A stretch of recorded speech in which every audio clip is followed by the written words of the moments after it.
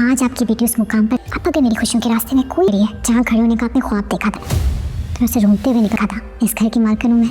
कभी कभी रिश्तों को बचाने के लिए ये जो सब कुछ तुम लेके बैठी ना, जिसपे तुम दूरी अख्तियार करनी पड़ती है।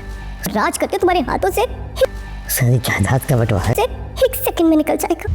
बेटों का बंटवारा मुझे बर्दाश्त। अस्सलाम वालेकुम नाज़रीन, चालबाज़ ड्रामे के नेक्स्ट एपिसोड में देखेंगे कि आयज़ा बड़ी खुश है जब से उसने ईशल को राशि के घर से निकाला और अपनी माँ को लगी होती है कि फाइनली जो मैं चाह रही थी वो हो गया और इस घर की मालकिन मैं बन के सब कुछ मेरे अंडर होगा ये वो। तो आयज़ा की माँ कहती है कि तुम जिस चीज़ पे इतना इतरा रही हो ना, वो तुम्हारे हाथ से ना ऐसे रेत की तरह स्लिप हो जाएगा, 1 मिनट भी नहीं लगेगा, तुम देखती रह जाओगी और तुम्हें कोई फ़ायदा भी नहीं होगा। तो आयज़ा आगे से बजाय अक्ल खाने को कहती है कि अगर मेरी खुशियों के रास्ते में कोई भी आए ना तो मैं उसको रोनते हुए चले जाऊँगी, चाहे वो उसकी माँ हो या अनाया हो या कोई भी।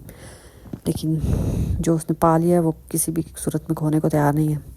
असद का भी कहीं कहीं ना दिल करता है कि वो आशिर को माफ़ मना के घर वापस ले आए, लेकिन बीच में आयशा आ जाती है। फिर असद आशिर को मनाते मनाते रह जाता है।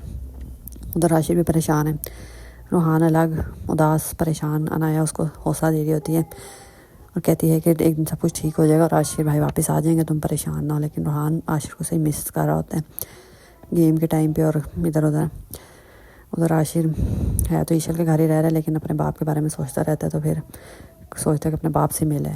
फिर अपने बाप से मिलने जाता है तो उन्हें कहता है कि अगर रिश्तों को बरकरार रखना है ना तो उसके लिए थोड़े अरसे के लिए दूरी ठीक है, अगर दूरी होने से रिश्ते बचे रहते हैं तो इसमें क्या बुराई है।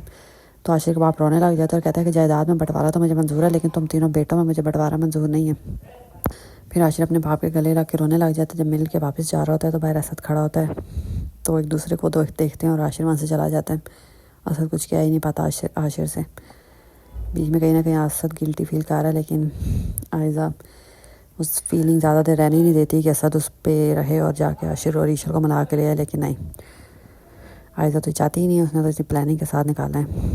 लेकिन आयज़ा को भी पता नहीं कि ज़्यादा देर नहीं चलेगा। असलियत उसकी जब असद के सामने आएगी ना, तो जिस तरह वो आशिर को और ईशल को हाथ पकड़ घर से बाहर निकाला था, तो आयज़ा का क्या असर करेगा, खड़े खड़े तलाक ही दे देगा, पक्का घर से बाहर निकालेगा। फिर आयज़ा को अकल आएगी जाके, जो लालच कर रही है ना, तो लालच की सज़ा तो हमेशा बुरी होती है, लालच बुरी बला है।